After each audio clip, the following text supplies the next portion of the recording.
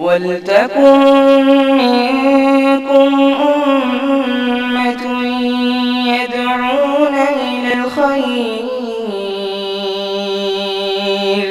وَيَأْمُرُونَ بِالْمَعْرُوفِ وَيَنْهَوْنَ عَنِ الْمُنكَرِ وَأُولَئِكَ هُمُ الْمُفْلِحُونَ.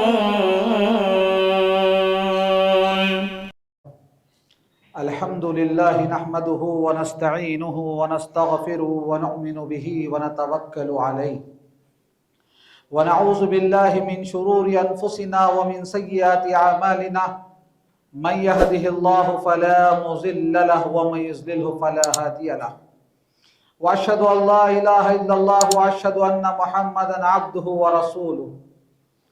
يا أيها الذين آمنوا اتقوا الله حق تقاته ولا تموتن إلا وأنتم مسلمون. يا أيها الذين آمنوا اتقوا الله وقولوا قولا سديدا يصلح لكم أعمالكم ويغفر لكم ذنوبكم ومن يطع الله ورسوله فقد فاز فوزا عظيما. أما بعد فإن خير الحديث كتاب الله وخير الهدي هدي محمد صلى الله عليه وسلم وشر الأمور محدثاتها وكل محدثة بدعة وكل بدعة ضلالة وكل ضلالة في النار. فقد قال الله تبارك وتعالى في القرآن المجيد: أعوذ بالله من الشيطان الرجيم من همزه ونفخه ونفسه بسم الله الرحمن الرحيم إن الله يأمركم أن تؤدوا الأمانات إلى أهلها رب اشرح لي صدري ويسر لي امري واحلل عقدة من لساني يفقهوا قولي رب زدني علما. آمین. ہر قسم کی تعریف و توصیف، بڑائی اور بزرگی اللہ رب العالمین کے لیے لائق و زیبا ہے، جو اکیلا اس ساری کائنات کا پالنہار ہے. اسی کے قبض قدرت میں میری اور آپ کی جان ہے. انگنت لاتعداد درود و سلام نازل اللہ کے تمام برگزیدہ بندوں پر، بالخصوص امام الانبیاء محبوب کبریا جناب محمد رسول اللہ صلی اللہ علیہ وسلم پر.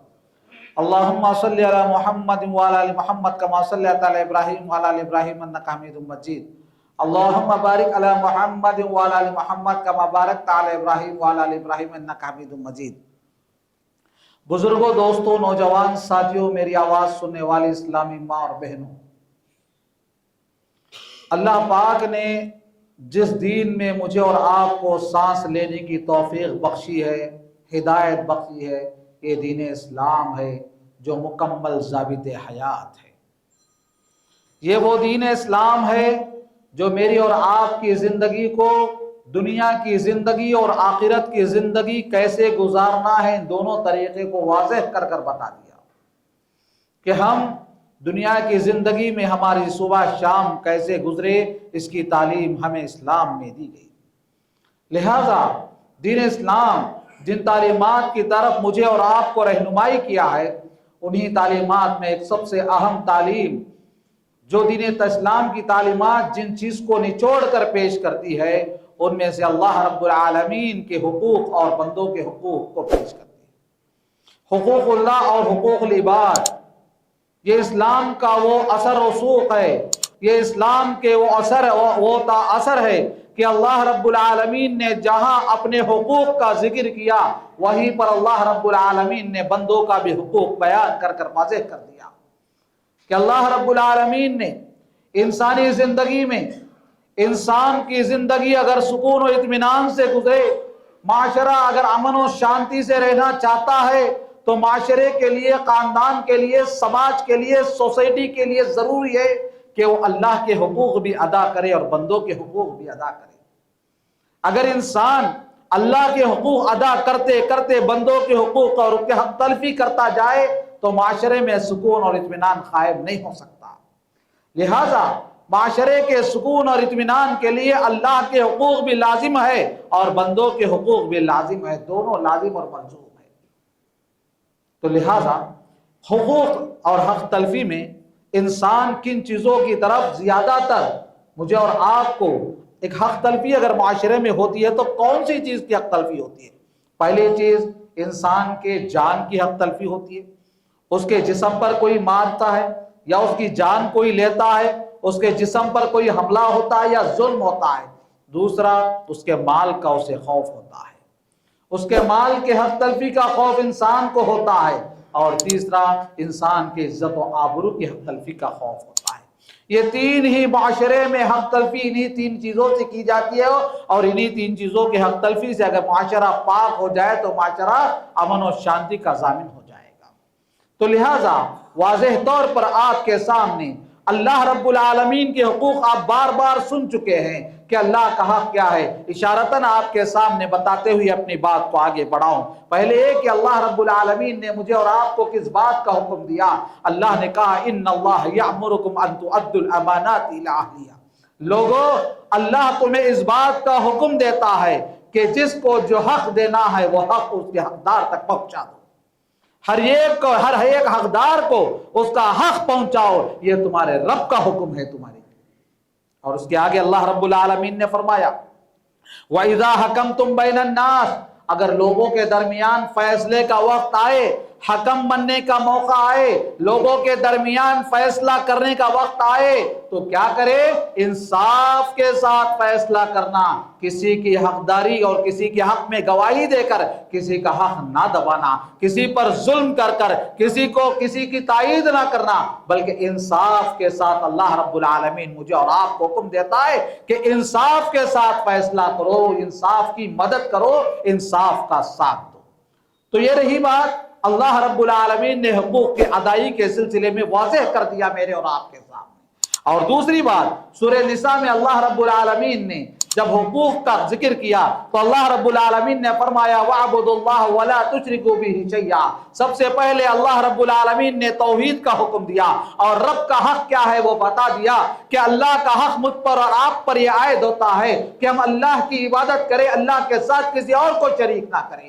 یہ کہہ کر اللہ رب العالمین نے ایک ہی جملے میں، ایک ہی لفظ میں اللہ نے کہہ دیا کہ وَلَا تُشْرِكُوا بِهِ شَيْئًا، یہ اللہ کا حق ہے، یہ اللہ رب العالمین کا حق ہے۔ جب بندوں کے حقوق کی بات آئی تو اللہ رب العالمین نے بڑے تفصیل کے ساتھ اللہ کا حق ایک بار بیان کیا، آگے بندوں کے حقوق اللہ نے 9 ذکر کیے۔ فرمایا وَبِالْوَالِدَيْنِ وَبِذِي الْقُرْبَى، تمہارے ماں باپ کا بھی تم پر حق ہے، تمہارے پڑوسیوں کا بھی تم پر حق ہے، یتیموں کا بھی تم پر حق ہے، مسکینوں کا بھی تم پر حق ہے، وَجَارِ ذِي الْقُرْبَى، اور تمہارے قریبی رشتہ دار کا تم پر حق ہے، اور تمہارے پڑوس میں رہنے والے لوگوں کا تم پر حق ہے، تمہارے اڑوس پڑوس میں رہنے والے اور تمہارے ساتھ اٹھنے بیٹھنے والوں کا بھی تم پر حق ہے، وابن السبیل، اور مسافر کا بھی تم پر حق ہے، وما ملکت ایمانکم۔ آخر میں اللہ نے فرمایا تم جس کے ذمہ دار ہو، تم جس کے نگران ہو، چاہے وہ تمہاری بیوی کی شکل میں ہو، چاہے وہ تمہاری اولاد کی شکل میں ہو، یا تمہارے نوکر چاکر کی شکل میں ہو، یہ سارے لوگوں کے ساتھ انصاف کرنا، ان سارے لوگوں کے ساتھ اچھا سلوک کرنا، یہ اللہ کا حکم ہے۔ اس کی تابعداری کرنا، اس کو ماننا مجھے اور آپ کے لیے لازم قرار دیا۔ اور آخر میں اللہ رب العالمین اس آیت کریمہ کے اختتام پر کہتا ہے یہ حقوق کی حق تلفی کرنے والے کون ہوں گے؟ ان لوگوں کے حق مارنے والوں کی صفات اللہ نے بیان کیا۔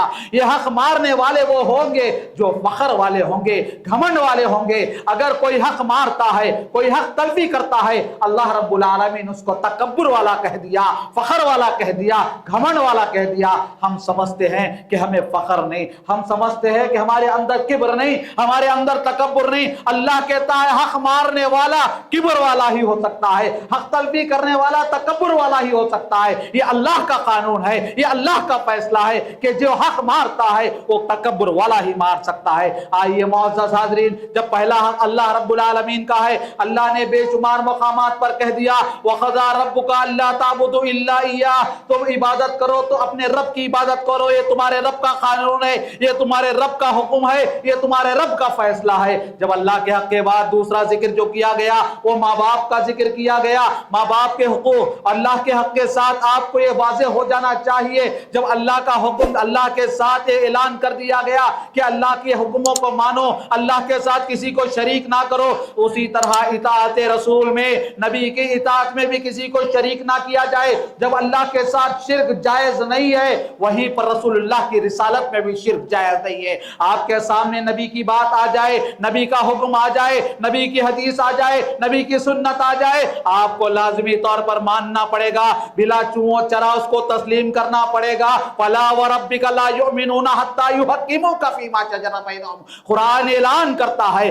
تمہارے اگر ان لوگوں کے سامنے نبی کی بات آ جانے کے بعد، نبی کی حدیث آ جانے کے بعد، نبی کی سنت آ جانے کے بعد اگر ان کے دلوں میں ذرا بھی خلش ہے، ان کے دلوں میں ذری سی بھی ڈاؤٹ ہے، تو یہ مومن نہیں ہو سکتے۔ یہ اعلان قرآن کا ہے۔ لہٰذا نبی کا حق ہوتا ہے، نبی کے حق کے بعد انسانوں میں جو حق ہوتا ہے وہ ماں باپ کا حق ہوتا ہے۔ اس پر آپ بہت ساری باتیں سنتے آتے ہیں کہ ماں باپ کا حق کیا ہوتا ہے، آپ اچھی طرح جانتے ہیں۔ مختصر یہ ہے کہ انسان ماں باپ کی حق تلفی نہ کرے، ماں باپ کے ساتھ ظلم نہ کرے، ماں باپ کے ساتھ بے انصافی نہ کرے، ماں باپ کا حق نہ مارے، ماں باپ کی خدمت سے جی نہ چرائے، ماں باپ کے کھانے پینے کا انتظام یہ ہماری ذمہ داری ہوتی ہے، ماں باپ کے دوائی کا انتظام ہماری ذمہ داری ہوتی ہے، ماں باپ کے رہنے سہنے کا انتظام یہ ہماری ذمہ داری ہوتی ہے۔ آپ کس حالت میں بھی ہو، آپ کون سی حالت میں بھی ہو، لیکن ماں باپ کا حق دبایا نہیں جا سکتا، ماں باپ کے ساتھ ظلم نہیں کیا جا سکتا، ماں باپ کے ساتھ حق تلفی نہیں کی جا سکتی۔ اگرچہ کہ آپ کے ماں باپ آپ کے ساتھ ظلم کرتے ہو، آپ کے ماں باپ آپ کے ساتھ بے انصافی کرتے ہو، اس کا فیصلہ اللہ کرے گا۔ آپ کو اس معاملے میں بات کرنے کا حق نہیں ہے، آپ کو اس معاملے میں بے انصافی کرنے کا حق نہیں ہے۔ اگر آپ کے ماں باپ بچوں میں فرق کرتے ہیں اس کا انجام وہ پائیں گے، لیکن آپ کے لیے لازم ہے کہ آپ اپنے ماں باپ کی قدر کرو، اپنے ماں باپ کی عزت کرو، ماں باپ کے ساتھ اچھا سلوک کرو، ماں باپ کا ہر اچھے برے کا خیال کرو۔ یہ تمہارے لیے لازم اور ملزوم ہے، یہ اسلام کا قانون اور فیصلہ کن بات ہے۔ ماں باپ کے ساتھ اللہ رب العالمین نے جن چیزوں کے حقوق بتائے اس میں سے آپ یہ جان سکتے ہیں ماں باپ کے لیے لازم ہے کہ اپنے بچوں کے حقوق میں حق تلفی نہ کرے، بچوں کے ساتھ بے انصافی نہ کرے، بچوں کا حق نہ مارے۔ بچوں کو دینی تعلیم دینے سے اگر آپ روکتے ہیں تو آپ بچوں کا حق مارتے ہیں۔ آپ اگر بچوں کو نماز پڑھنے سے آپ عادی نہیں بنا رہے تو آپ حق مارتے ہیں بچوں کا۔ آپ کے بچے کی آخرت کی تیاری کی فکر آپ نہیں کر رہے تو آپ اپنے بچوں کے ساتھ ظلم کر رہے ہیں، آپ اپنے بچوں کی آخرت کو برباد کر رہے ہیں۔ اس بات کو آپ جان لینا ضروری ہے۔ حشر کے میدان میں یہ بچے ماں باپ کو کھڑا کریں گے۔ اگر ہم اپنے بچوں کا خیال نہیں کریں گے، اپنے بچوں کی تربیت کا معاملہ صحیح ڈھنگ سے اگر نہیں کریں گے اور بچوں کے درمیان بے انصافی کریں گے، چھوٹے بڑے کے ساتھ اگر کوئی ظلم کریں گے، ان کے بٹوارے میں کوئی غلط اگر ہم کریں گے، یقیناً حشر کے میدان میں اس سلسلے میں جواب دینا پڑے گا۔ بچوں کی تربیت، بچوں کی تعلیم، بچوں کے کھلانے پلانے، ہر معاملے میں بچوں کے ساتھ انصاف کرنا یہ ہر ماں باپ کے لیے لازم ہے۔ اس کا خیال ہمیں کرنا چاہیے۔ اس کے بعد جو ہوتا ہے، انسان کو ماں باپ کے بعد جو ذمہ داری ہم پر عائد ہوتی ہے وہ اپنے نفوس کی ذمہ داری ہوتی ہے، اپنے نفس کا حق اسلام میں بتایا گیا ہے۔ علیکم انفسکم، اللہ رب العالمین نے فرمایا یا ایھا الذین آمنوا علیکم انفسکم، اے ایمان والو تم اپنے نفسوں کا خیال کرو، اپنی جان کا خیال کرو، اپنے جسم کا خیال کرو۔ یہاں پر رک کر مجھے اور آپ کو کچھ سمجھنے کی بات یہ ہے کہ آج میں اور آپ ہیں، آج ہمیں اپنے صحت کا خیال نہیں، آج ہمیں پرسنالٹی کا خیال نہیں۔ یاد رکھو دوستو، اسلام کہتا ہے کہ یہ جسم اللہ کی امانت ہے، یہ جسم تمہیں جو دیا گیا ہے اللہ کی امانت ہے۔ چاہے میرے بھائیوں میری بہنوں، آج یہ ڈائلاگ زیادہ ہو چکا ہے، میرا جسم میری مرضی نہیں ہے، آپ کا جسم آپ کی مرضی نہیں ہے۔ جو جسم آپ کو اللہ نے دیا یہ امانت ہے۔ اللہ کہتا ہے تم اپنے جسموں کے معاملے میں اللہ سے ڈرو، تم اللہ اپنے جسموں کا خیال کرو، اپنے جسم کے صحت کا خیال آپ کو کرنا ہے۔ کھانے پینے کے معاملے میں جو ڈاکٹر آپ کو احتیاط دیتا ہے اس احتیاط کو آپ فالو کرنا پڑے گا، اس ڈائٹ کو آپ فالو کرنا پڑے گا۔ آپ کو کھانے پینے کے معاملے میں نبی کریم صلی اللہ علیہ وسلم نے جو تعلیمات دی ہے، جتنا کھانا اور جتنا پینا بتایا گیا ہے اس پر لازمی طور پر عمل کرنا پڑے گا۔ اگر ہم اپنے جسموں کے معاملے میں بے احتیاطی کرتے ہیں، قیامت کے دن اس کا انجام چکانا پڑے گا، اس کا بدلہ چکانا پڑے گا۔ کیوں میرے دوستو؟ اس وجہ سے کہ ہم کھانے پینے کا معاملے میں، اپنے جسم کے معاملے میں بڑی بے احتیاطی کرتے ہیں۔ بے احتیاطی اس اعتبار سے کہ ہم کو کھانے پینے کا خیال نہیں رہتا، صحت کا خیال نہیں رہتا، جیسے چاہے بڑی بے احتیاطی کے ساتھ کھاتے ہیں۔ ایسا ہوتا ہے کہ انسان بیمار ہو کر عبادت چھوڑ دیتا ہے۔ ارے اسلام انسان کی صحت کا اتنا خیال رکھتا ہے اور انسان کے سلسلے میں اتنی چھوٹ دیا عبادات کے معاملے میں۔ اگر آپ کھڑ کر نماز نہیں پڑھ سکتے ہیں، اسلام کہتا ہے کہ بیٹھ کر پڑھو، اگر بیٹھ کر پڑھنے سے بھی عاجز آ چکے ہیں لیٹ کر پڑھو۔ آپ کو اسلام اتنی رخصت دیتا ہے کہ آپ روزہ نہیں رکھ سکتے ہیں، روزے کی قضا بعد میں کر لو، اگر بعد بھی نہیں کر سکتے اس کا فدیہ دو۔ اس اعتبار سے اسلام آپ کی صحت کا خیال کرتے ہوئے آپ کو چھوٹ دیتا ہے۔ اسلامی تعلیمات مجھے اور آپ کو دین پر عمل پیرا ہونے کے معاملے میں اتنی چھوٹ دیتا ہے۔ اور یہ بتاؤ، دنیا کے پیچھے دوڑتے دوڑتے اپنے صحت پر ظلم، اپنے جسم پر ظلم، اپنے نفس پر ظلم کرتے ہو، آخرت میں اس کا کیا جواب دیں گے بتائیے؟ جب دین کے معاملے میں اتنی چھوٹ دی گئی، دین کے معاملے میں کہا گیا کہ آپ اپنے آپ پر ظلم کرتے ہوئے، اپنے آپ پر ظلم کرتے ہوئے آپ اتنی نمازیں رات بھر نماز پڑھتے پڑھتے اپنی راتوں کو نہیں کاٹ سکتے، اس لیے کہ اللہ کے نبی نے فرمایا وَلِعَيْنِكَ عَلَيْكَ حق، تمہاری آنکھ کا بھی تم پر حق ہے، تمہارے جسم کا بھی تم پر حق ہے۔ جب تم راتوں رات نماز نہیں پڑھ سکتے، مسلسل روزہ نہیں رکھ سکتے، تو بتاؤ آپ اپنے جسم کو دین پر عمل کرتے کرتے اپنے جسم کو آپ برباد نہیں کر سکتے؟ دنیا کے پیچھے دوڑتے دوڑتے اپنے جسم کو ہم برباد کر رہے ہیں، ہم کھانے پینے کے معاملے میں برباد کر رہے ہیں اپنے جسم کو۔ ہم اپنے جسم کو بے احتیاطی کے ساتھ اگر یہ کہہ دوں تو بلا مبالغہ یہ غلط نہ ہوگا کہ آج ہمارا معاشرہ، آج ہمارے گھر ایسے ہو چکے ہیں، مرد تو مرد، عورتیں بھی ایسی ہو چکی ہیں، جتنی چادر اتنا پیر پھیلانا ہمیں پسند نہیں، بلکہ چادر سے بڑھ کر ہم پیر پھیلانا چاہتے ہیں، جتنی طاقت اتنے میں ہم خرچ کرنا نہیں چاہتے، بلکہ خرچ کر کر ہی خرچ کرتے ہیں، اپنے آپ پر ظلم کرتے ہیں، خرچ کر کر خرچ کا بوجھ اپنے سر پر ڈالتے ہیں، دیکھا دیکھی دوسروں کا انسان ایسا خرچ کار بن جاتا ہے، آخر کار بیمار ہو جاتا ہے، آخر کار پریشان ہو جاتا ہے۔ اس بات کی اجازت کون دیتا ہے بتائیے؟ کیا اسلام اس بات کی اجازت دیتا ہے کہ آپ دوسروں کا دیکھا دیکھی قرض دار بن جائے؟ کیا اس بات کی اجازت اسلام دیتا ہے کہ آپ دوسروں کا دیکھی دیکھی قرض دار بن کر اپنے آپ کو، اپنے جسم کو دھوکے میں ڈال لو اور اپنی عبادات سے عاجز آ جاؤ؟ اتنے مجبور ہو جاتے ہیں کہ کھڑ کر نماز نہیں پڑھ سکتے، بیٹھ کر بھی نماز نہیں پڑھ سکتے، اتنے ٹینشن میں آ جاتے ہیں کہ مسجدوں کا دروازہ بھی بھول جاتے ہیں، مسجدوں کا راستہ بھی بھول جاتے ہیں۔ لہذا معزز حاضرین، لہذا انسان کے لیے اپنے نفس کا بھی حق ہے، اپنے نفسوں کا خیال کرو، اپنے نفسوں کا خیال کرو۔ ایک بات مجھے اور آپ کو یہ جاننا چاہیے، یہ ضروری ہے کہ ہم فجر پڑھتے ہیں اور جا کر سو جاتے ہیں، نہیں محترم سامعین اکرام، فجر کے بعد واکنگ کرنا، فجر کے بعد ورزش کرنا ایک مسلمان کے لیے ضروری ہوتا ہے کہ اپنے جسم کو صحت مند بناؤ، اپنے جسم کو چست بناؤ، سست نہیں بلکہ اپنے جسم کو اللہ کی عبادت کے لیے ہمیشہ تیار چاق و چوبند رکھو۔ یہ لازم ہے میرے اور آپ کے لیے، لیکن میرا اور آپ کا یہ حال ہے، ہم اتنے سست ہو جاتے ہیں، ہم اتنے کاہل ہو جاتے ہیں، ہمارا جسم اتنا فربا اور موٹا ہو جاتا ہے کہ ہم صحیح معنوں میں کوئی عبادت حق کما حق کو اس کا حق ادا نہیں کر سکتے۔ کیا اسلام اس بات کی اجازت دیتا کہ یہ بھی حق ہے آپ کے جسم کے معاملے میں؟ اس کے بعد اللہ رب العالمین نے اس بات کی طرف اشارہ کیا کہ نفوس کے حقوق میں اس کے روح بھی شامل ہے، اس کی روح کی تربیت بھی اور اس کی روح کی غذا بھی لازم ہے۔ یہاں پر مجھے اور آپ کو یہ بات بڑے افسوس کے ساتھ کہنا پڑتا ہے، میں اور آپ خود، میں اپنے آپ سے اور آپ اپنے آپ سے سوال کرو کہ ہم اپنے جسم میں اپنی روح کی غذا کا کیا سامان تیار کیا ہے؟ روح کی غذا اللہ کی عبادت ہے، روح کی غذا قرآن کی تلاوت ہے، روح کی غذا اللہ کا ذکر ہے، صبح شام اذکار کی پابندی ہے۔ کیا ہم نے اپنی روحوں کو غذا پہنچائی ہے؟ کیا ہم روزانہ اپنے روح کی غذا کا سامان مہیا کر رہے ہیں؟ یقیناً اپنے پیٹ کے لیے کھا رہے ہیں، اپنے پیٹ کے لیے مزیدار چیزیں بنا کر کھا رہے ہیں، ہر طریقے کی مزیدار چیز اللہ رب العالمین مجھے اور آپ کو کھلا رہا ہے۔ کتنے آئٹم چاہیے، ایک چیز کے اندر کتنے مسالے ڈال کر ہم سامان بنا کر اپنے پیٹ کے لیے کھا رہے ہیں، لیکن بتاؤ اپنی روح کی غذا کی تیاری ہم کیا کر رہے ہیں؟ قرآن کی تلاوت صبح سویرے قرآن کی تلاوت سے اپنی روح کو غذا پہنچانا چاہیے، کیا وہ ہم پہنچا پا رہے ہیں؟ اللہ کا ذکر کرنا چاہیے، اٹھتے بیٹھتے چلتے پھرتے اور نمازوں کی پابندی کرنا چاہیے، پھر کہتے ہیں کہ ہمیں سکون نہیں ہے۔ کیسے سکون ملے گا؟ جب روح کو غذا ہم نہیں دیتے تو سکون کہاں سے آئے گا مجھے اور آپ کو؟ لہٰذا روح کی غذا بھی میرے اور آپ کے لیے لازم ہے۔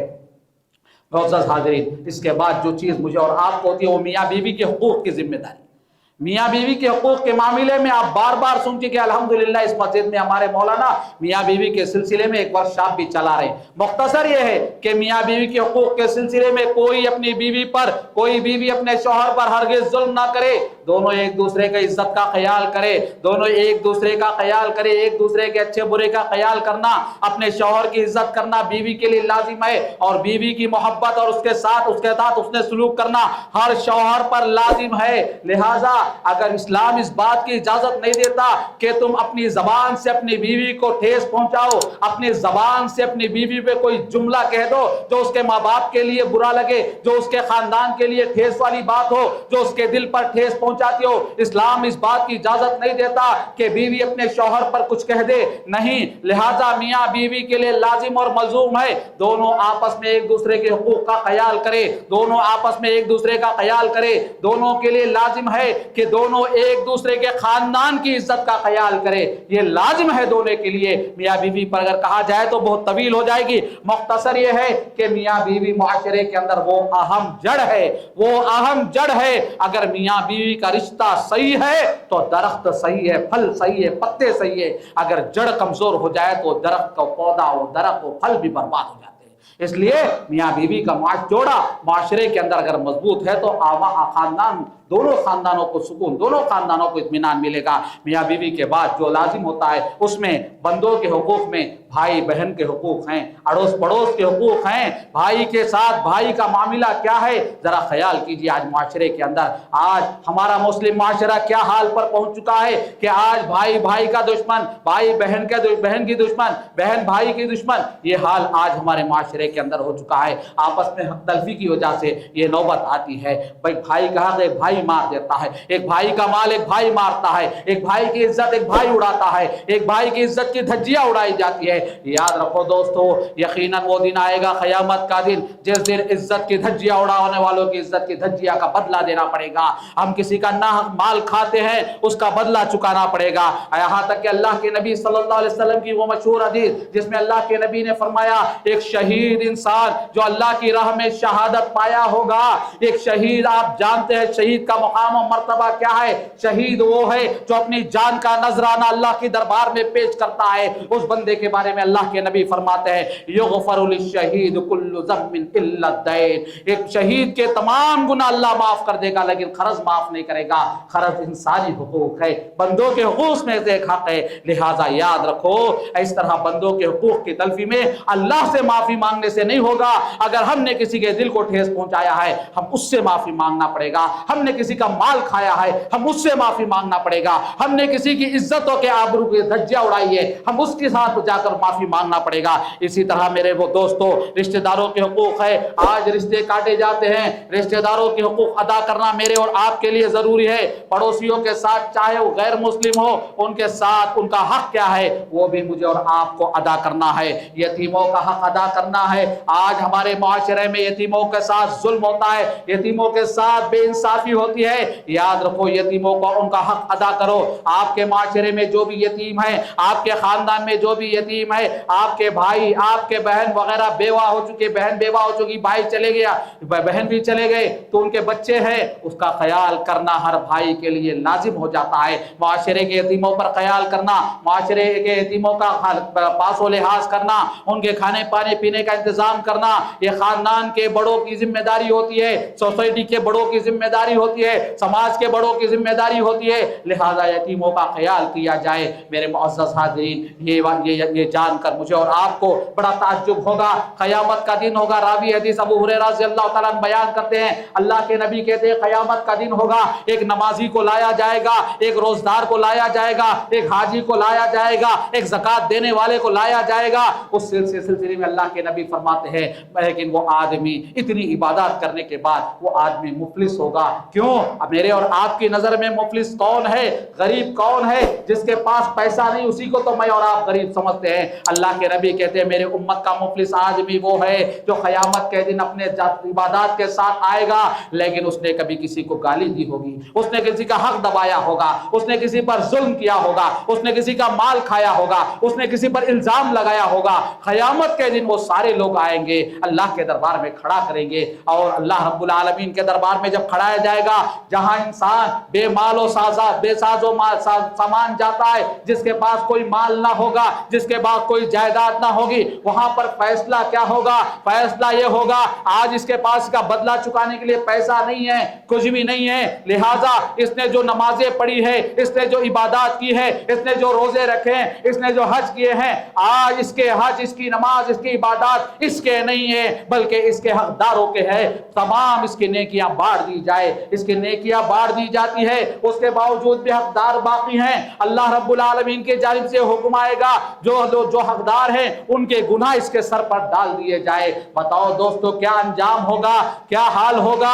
اس دن اللہ رب العالمین کے دربار میں میری نمازیں کام نہ آئے، اس دن اللہ کے دربار میں میرے روزے کام نہ آئے، اس دن اللہ کے دربار میں میرے صدقہ و خیرات کام نہ آئے تو کیا انجام ہوگا؟ اتنا ہی نہیں، ایک بات سن لیجئے، اللہ کے نبی صلی اللہ علیہ وسلم کا آخری وقت تھا، آخری ایام تھے، اللہ کے نبی حضرت علی اور حضرت فضل ابن عباس کو کہتے ہیں کہ مجھے مسجد کو لے چلو۔ اللہ کے نبی ان دونوں کے سہارے سے مسجد نبی پہنچتے ہیں، اللہ کے نبی مسجد نبی پہنچتے ہیں، پہنچ کر اللہ کے نبی صلی اللہ علیہ وسلم لوگوں کو جیسے ہی اللہ کے نبی آتے ہیں، لوگ جمع ہوتے ہیں، تمام لوگوں کو جمع کر دیا گیا۔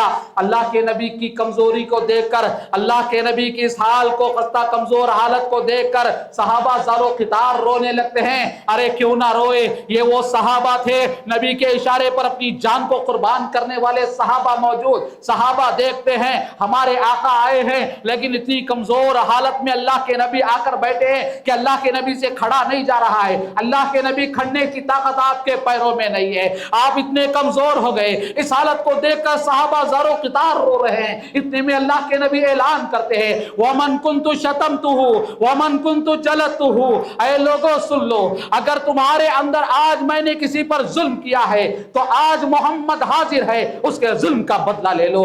اگر میں نے تم پر کبھی کسی کو گالی دی ہے، محمد حاضر ہے، آج اس کی عزت کا بدلہ وہ لے لے۔ اگر میں نے کسی کو کوڑے مارے ہیں، آج محمد حاضر ہے، اپنا کوڑے مار کر بدلہ پھیر لو۔ میں کسی پر قرض باقی ہے، آج محمد حاضر ہے۔ دوستو ذرا سوچ کر دیکھو، آقا نامدار دنیا سے جا رہے ہیں، ایسی حالت ہے کہ آپ کو دیکھ کر صحابہ رو رہے ہیں۔ ایسی حالت میں آپ کو کون سی فکر لائق تھی کہ قیامت کا دن ہوگا، حشر کا میدان ہوگا، اگر میں نے کسی کو مارا ہوگا، اگر میں نے کسی کا دل دکھایا ہوگا، حشر کے میدان میں لوگ آ کر مجھے کھڑا کر دیں گے۔ یہی خوف اللہ کے نبی کو کھائے جا رہا تھا۔ اللہ کے نبی لوگوں کے درمیان اعلان کرتے ہیں میں نے کسی کا کوئی حق باقی ہے تو آج حقدار آئے اور اپنا حق لے لے۔ اللہ کے نبی کا اعلان سننا تھا۔ صحابہ کی محفل سے رونے کی آواز بلند ہو جاتی ہے۔